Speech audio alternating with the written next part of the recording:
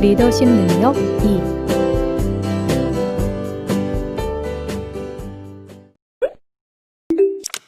세상에서 리더십을 사용하는 리더에 대한 정의는 다양합니다. 헤이스와 토나스는 타인을 통솔하는 데 필요한 여러 가지 기술을 소유한 자라고 정의하고 있으며, 캐틀은 집단의 임무를 수행하는 데 있어서 가장 효과적인 변화를 만들어내는 자라고 리더를 정의한 바 있습니다. 그렇다면 리더가 되기 위해서는 어떤 요소들이 필요할까요? 이번 시간에는 리더에게 필요한 요소인 동기부여, 임파워먼트, 변화관리, 코칭에 대해 알아보도록 하겠습니다. 이번 차시에서는 동기부여, 임파워먼트, 변화관리, 코칭에 대해 살펴보도록 하겠습니다. 이번 시간에 학습할 내용에 대한 학습 목표를 알아보겠습니다. 오늘 학습을 마치고 나면 여러분들은 동기부여의 의미와 방법, 임파워먼트에 대해 설명할 수 있습니다. 또한 변화관리를 정의하고 설명할 수 있으며 코칭을 설명하고 적용해 볼 수 있습니다. 그럼 지금부터 본격적인 학습을 시작해 보도록 하겠습니다.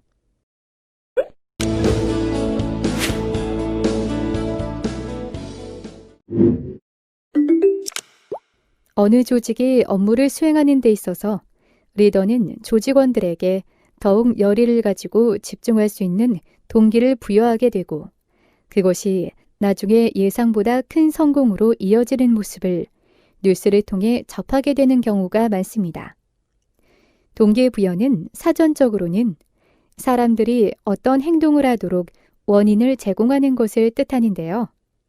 어떤 목표를 정하고 그 목표를 달성하기 위해 구체적인 노력을 할 수 있도록 하는 것이 동기부여입니다. 하지만 행동의 주체는 조직원 개인이기 때문에 조직이나 기업에서 어떠한 성과를 올리기 위해서는 조직원의 성과가 기반되어야 합니다. 리더가 금전과 같은 외적인 보상을 동기로 한다면 동기부여는 되겠지만, 조직은 이것을 무한정 보장해 줄 수 없기 때문에 일시적인 수단이 될 수밖에 없습니다. 그렇기 때문에 지속적인 동기부여를 할 수 있도록 하는 방법이 중요합니다. 지속적인 동기부여 방법은 다음과 같습니다. 첫 번째, 조직의 큰 프로젝트의 비전과 목표를 공유합니다. 직원들과 회사가 존재하는 이유에 대한 공식적이고 명문화된 비전을 공유하는 것이 중요합니다.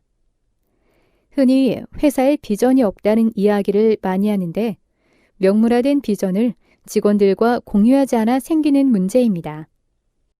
말뿐이 아닌 원대한 비전을 직원들과 지속적으로 공유해야 합니다.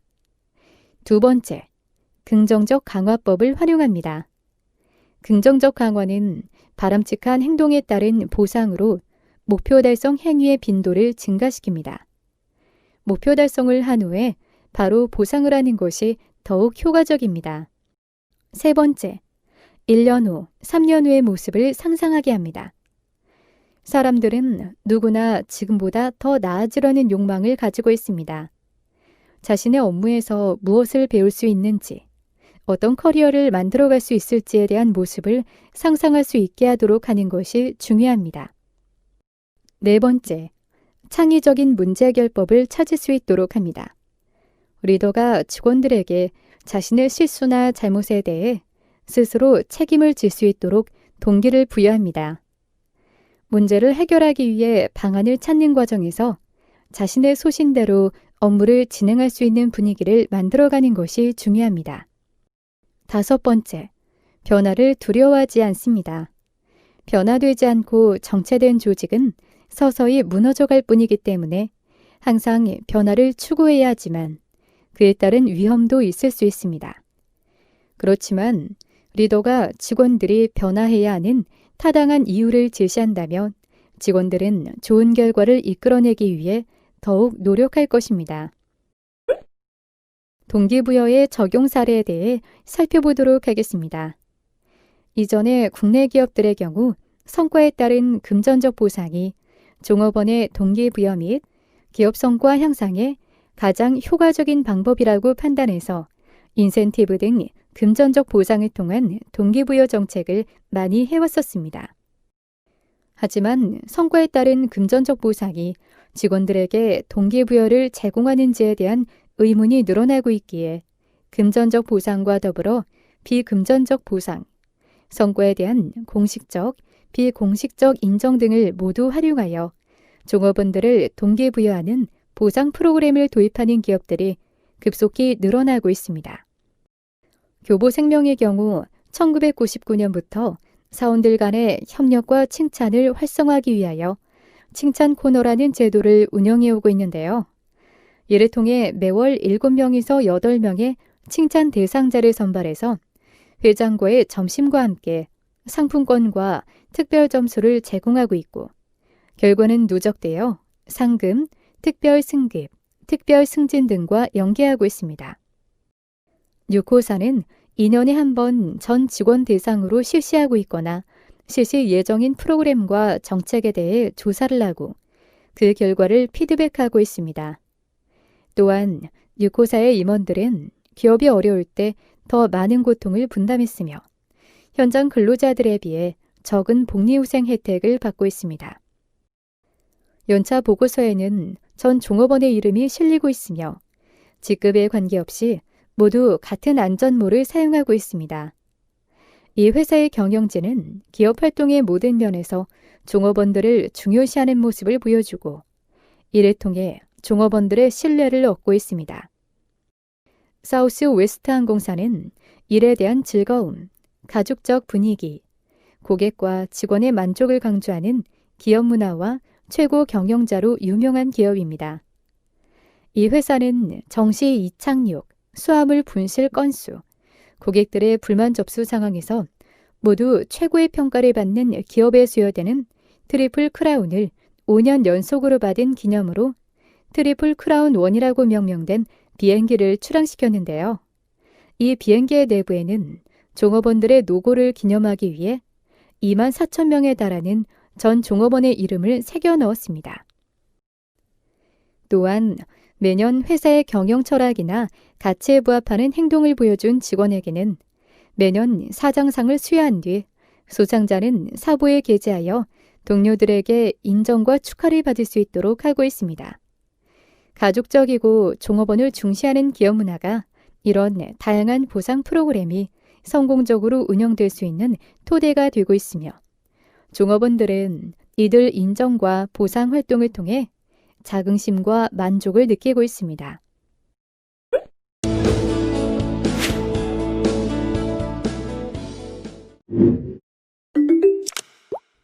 임파워먼트란 조직원들 개개인에게 조직을 위해 중요한 일을 할 수 있는 능력과 권한이 있다고 확신을 심어주는 강화 과정을 말하며 구성원들이 업무에 몰입하도록 하는 것입니다.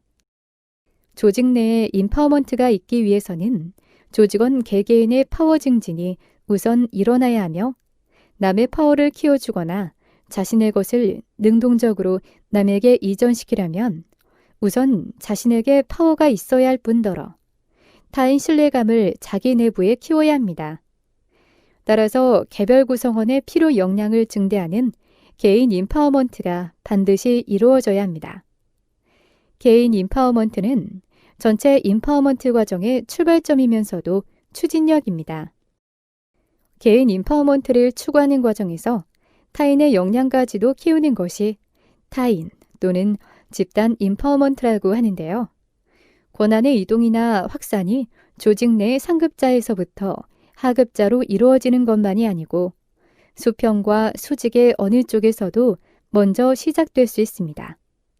또한 조직이 제도적으로 개인 임파워먼트와 집단 임파워먼트가 이루어지도록 뒷받침을 해줘야 조직 전체가 능동적으로 움직일 수 있습니다. 구성원 개인이나 집단의 임파워먼트 의향과 행동이 조직의 제도나 구조에 의해 제약을 받는다면 절대로 임파워먼트가 성공할 수 없습니다. 따라서 집단 임파워먼트가 조직 전반에 확산되면서 조직 내 제도나 구조의 변화를 통한 임파워먼트 의향이나 행동을 정착해야 하며 이를 조직 임파워먼트라고 합니다. 집단 인파워먼트는 과정상 구성원 간의 상호작용을 강조하고 있기 때문에 인파워먼트의 핵심이라 불리고 있는데요. 인파워먼트의 개념은 우리와 타인의 상호작용을 통해 양측 모두의 파워가 보다 더 커지는 것을 의미합니다. 인파워먼트의 적용 사례에 대해 살펴보도록 하겠습니다. 페덱스는 조사, 반응, 실행, SFA 프로그램을 실시해서 매년 종업원들의 보편적인 관심사항, 즉 급여 수준의 공정성, 복리후생 프로그램의 적절성, 작업그룹의 협력 정도와 같은 직원들의 관심사항도 함께 조사합니다. 설문은 자발적이고 익명으로 실시되지만 종업원은 100% 참여하고 매년 한 차례 전 직원이 회사, 임원, 간부를 평가합니다. 이 조사에서 2년 연속 기준 점수 이하를 받은 중간 관리자 이상의 리더들은 회사에 있을 수 없으며 SFA 제도에서 살아남은 리더들은 검증된 리더로 평가받고 있습니다. 또한 29개의 조사 문항 중 처음 10개의 질문에 대한 점수의 합을 리더십 지표라고 하는데 이 지표에 대한 목표 점수는 매년 새로 설정되며 목표를 달성하지 못하는 경우 300여 명의 고위 경영진은 상여금을 받지 못하게 됩니다. 또한 페덱스는 공정대우 보장 프로그램 GFTP를 운영하고 있는데 회사 내 어떤 직원이라도 부당한 대우를 받았다고 느낄 때는 필요하면 최고 경영자에게까지 상급자의 잘못을 시정해 줄 것을 요청할 수 있는 제도입니다. 실제로 한 직원이 회사에 무기를 가지고 오지 못하는 것이 규정으로 정해져 있음에도 자신의 트럭에 엽총을 가지고 출근했다가 해고당한 일이 있었습니다. 직원에게는 사정이 있었고 엽총은 장전되어 있지도 않았지만 부서장은 규정상 그를 해고했고 이 직원의 해고 취소 청원은 회장이 직접 관여하는 최종심의위원회까지 올라가게 되었습니다. 최종심의이사회에서는 직원의 해명이 전적으로 믿을 수 있는 것이라 판단하여 직원의 해고 결정을 번복했고 대신에 30일간의 무급 휴직으로 마무리되었습니다.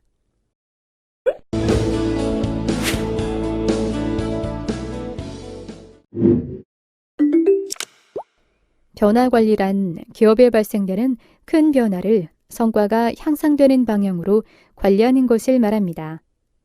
따라서 변화 관리는 혁신을 추구하면서 병행적으로 수행해야 하는 관리 업무라고도 할 수 있습니다. 고객의 욕구 변화, 노동력 구성의 변화, 조직 구성원들의 불만 증가 등과 같은 조직의 환경 특성이 변화하면 기업은 경쟁적 우위를 확보하려고 조직의 전략, 구조, 시스템, 그리고 문화를 바꾸는 경우가 많은데요. 이때 중요한 것이 변화 관리로 조직의 구성 요소들을 변화된 경영 환경의 특성과 적합한 방향으로 통합해 상호 조화를 이루도록 하는 것입니다. 조직의 구성 요소들은 유기적으로 연결되어 있기 때문에 하나의 구성 요소가 변화하면 다른 구성 요소들과 불균형 상태가 되어 기존의 조화가 무너지게 됩니다. 이와 같이 하나의 구성 요소에서 변화가 발생하면 다른 구성 요소들의 균형을 파괴하는 파급 효과를 가져올 수도 있기 때문에 변화 관리를 하는 것이 중요합니다. 이러한 변화의 시대에 변화를 생활화하고 체계적으로 관리하는 것은 기업의 성장과 더불어 생존에 필수적이라 할 수 있겠습니다. 성공을 원하는 기업은 체계적인 변화 관리 프로세스를 가지고 있습니다. 더군다나 최근 기업이 직면하는 변화는 기존의 시스템 내에서 부분적으로 변화하는 점진적 변화가 아니라 기존의 시스템 자체에 대한 변화이기 때문에 그 빈도나 강도에 있어서도 훨씬 더 높은 수준으로 일어나고 있어 변화 관리는 더욱더 중요하게 대두되고 있습니다. 성공적인 조직 변화에는 다음과 같이 3가지 요소가 필수적입니다. 첫 번째, 현 상황에 대한 불만이나 변화의 필요성에 대한 인식으로 이는 조직 변화를 위한 자극 또는 동기 유발의 요인이 됩니다.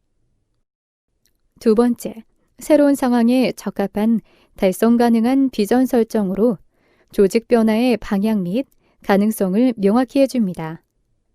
세 번째, 성공에 대한 신념과 함께 실천을 위한 명확한 아이디어 노출로 이는 실천 계획과 함께 조직 변화의 지원 세력으로 작용합니다. 변화 관리는 환경과 조직, 그리고 조직원을 정렬시키는 과정으로 최종적인 변화의 대상은 조직원입니다. 따라서 변화 관리는 단기적인 치유책이 아니라 장기적으로 구성원들의 변화를 유도해내야 하는 지속적인 과정입니다. 변화 관리의 영역에 대해 살펴보도록 하겠습니다. 조직의 변화는 인적 요인, 전략 요인, 업무 요인, 기술 요인의 복합적 적용으로 이루어집니다. 전체적인 변화의 기반은 인적 요인으로서 전략 요인, 업무 요인, 기술 요인은 인적 요인 인프라 위에서 구현되는데요. 인적 요인은 리더십 정렬, 변화 관리, 조직화된 설계, 교육 및 성취감 제공 등으로 구성되어 있습니다.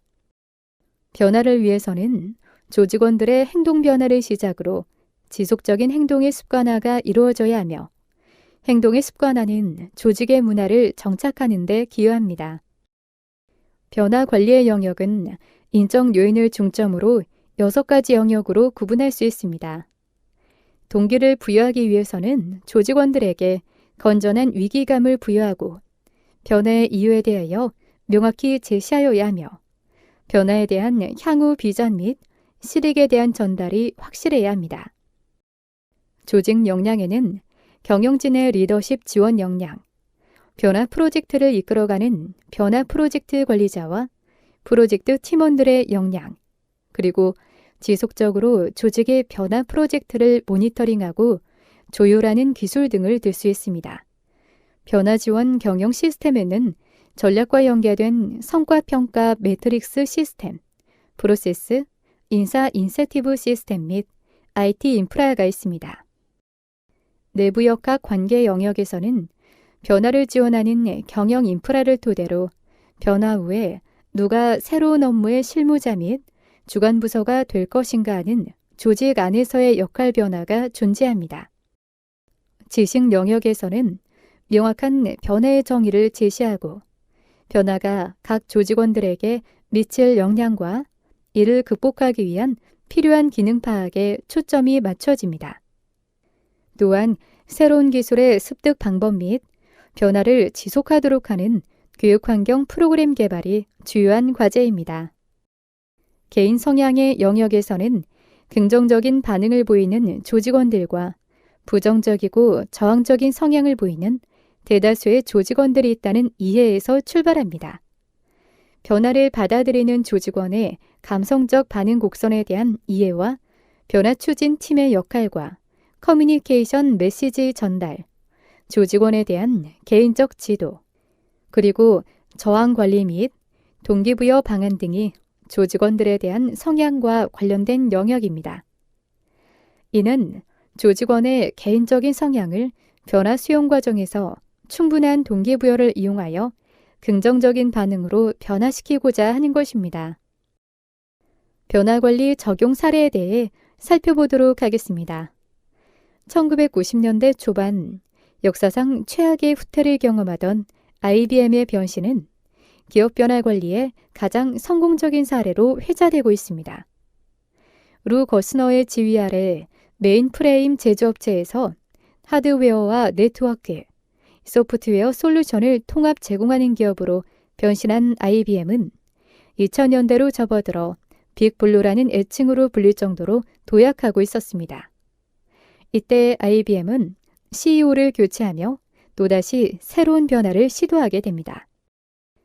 2002년에 CEO로 취임한 팔미 사노는 가장 먼저 새로운 환경에 맞는 새로운 가치가 필요하다고 판단하고 즉시 고위 임원 300명과 1000명이 넘는 직원들과 대화를 시작했습니다.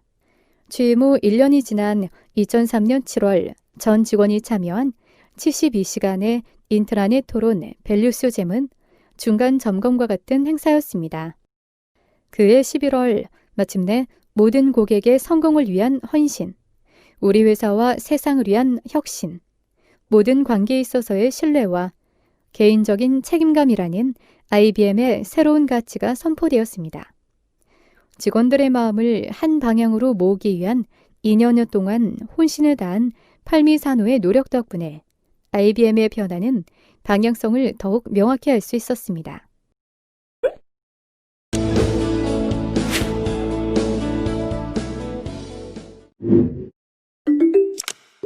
코칭은 조직의 지속적인 성장과 성공을 만들어내는 리더의 능력이라고 말할 수 있는데요. 리더는 직원들에게 질문하면서도 그들의 의견을 적극적으로 듣습니다. 또한 필요한 지원을 아끼지 않아 생산성을 높이고 기술 수준을 발전시키며 발전을 원하는 직원들을 도와 업무에 대한 만족감을 높이는 과정이라고 할 수 있습니다. 코칭은 커뮤니케이션 과정의 모든 단계에서 활용할 수 있습니다. 직원들과 함께 의견을 나누고 공유해서 효과적으로 문제를 해결하고 빠른 성과를 이끌어내게 합니다. 예를 들어서 판매량이 급증하게 되면 품질이 뛰어난 제품을 생산하도록 팀에 동기를 부여하고 구성원들의 사기를 드높이기도 하는데요. 이와 같이 코칭은 모든 사람을 조직에 속하게 하면서 업무를 훌륭하게 수행할 수 있도록 도와줍니다. 또 실수나 비효율적인 방법을 사전에 알아내서 개선하기 때문에 업무 성과를 높이고 직원들 간의 관계를 더욱 가깝게 만들어주면서 직원들이 강한 자신감과 자긍심을 갖도록 도와줍니다. 그렇다면 코칭과 관리는 같은 의미일까요? 코칭과 관리는 둘 다 대표적인 커뮤니케이션 도구로 유명하지만 두 가지 방법 모두 전혀 다른 접근 방법을 특징으로 하고 있습니다. 관리를 도구로 한 이전의 접근법에서는 리더가 지식이나 정보를 조직원에게 전달하며 리더만이 의사결정의 권한을 가지고 있는 것이 당연했지만 코칭은 이전의 접근법과는 다른 방법을 사용하고 있습니다. 그렇기 때문에 리더는 자신의 통제 권한을 버려야 합니다. 왜냐하면 코칭 활동은 다른 사람들을 지도하기보다는 이끌어주고 영향을 미치는 것을 더 중요하게 생각하기 때문입니다. 코칭은 지침보다는 질문과 논의를 통해, 통제보다는 경청과 지원을 통해 상황을 좋은 방향으로 발전시키거나 더 좋은 결과를 이끌어냅니다. 코칭은 개인에게 어떤 혜택을 줄까요? 코칭은 커뮤니케이션과 역량 및 리더십을 바탕으로 하고 있는데요. 코칭은 관리 도구라기보다는 관리 스타일에 더 가깝습니다. 코칭을 하는 과정에서 리더는 직원들을 기업의 큰 기여를 하는 파트너로 인식하게 됩니다. 또한 좋은 코칭을 받은 직원들은 문제를 스스로 해결하려고 노력하는 적극성을 보이게 됩니다. 또한 코칭은 조직의 업무에 동기가 생긴 자신감 넘치는 조직원, 양질의 제품, 철저한 책임감으로 무장된 조직원, 전체적으로 상승된 효율성 및 생산성이라는 혜택을 가져다 줍니다. 코칭의 기본 원칙은 다음과 같습니다. 관리가 모든 것을 해결해 주지는 않습니다. 권한을 위임합니다. 훌륭한 코치는 남의 말을 잘 들어줍니다. 가장 중요한 것은 목표의 설정입니다. 코칭의 진행 과정에는 어떤 것이 있을까요? 코칭 모임을 준비하게 되면 다음과 같은 사항을 조직원들에게 구체적으로 알리는 것이 중요합니다. 정확한 시간을 알리고 목표를 확실히 밝힙니다. 핵심적인 질문으로 수업의 효과를 높이고 적극적으로 남의 말을 들어줍니다. 반응을 이해하고 인정하며 조직원이 스스로 해결책을 찾도록 방향만 알려줍니다. 코칭 과정을 반복하고 인정할 만한 일은 확실히 인정하며 결과에 대한 후속 작업에 집중합니다. 코칭은 어떤 사람들에게 필요할까요? 예전에는 리더나 관리자가 직원들을 코칭하는 데서 코칭이 이용되었지만 사실 코칭은 관계된 사람이 모두 참여하고 서로 의사소통을 할 수 있도록 만드는 커뮤니케이션 절차입니다. 직원들은 코칭의 과정에서 리더가 자신의 의견과 제안을 들어준다고 느끼기 때문에 코칭은 직장 내에서 직원들의 사기를 진작하고 신뢰감을 형성하는 데 필요한 커뮤니케이션 수단으로 늘 활용됩니다. 그로우 코칭 모델에 대해 살펴보도록 하겠습니다.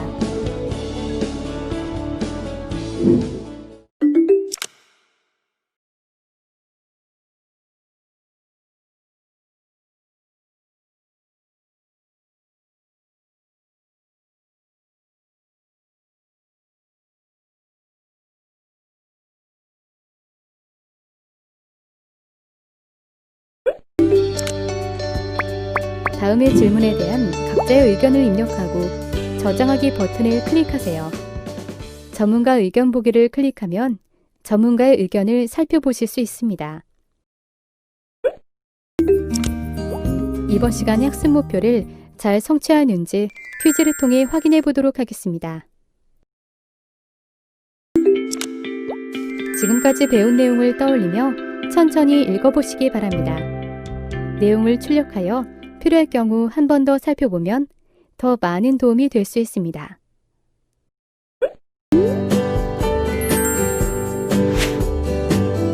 이번 시간에는 리더십 능력 2에 대해 살펴보셨습니다. 수고하셨습니다.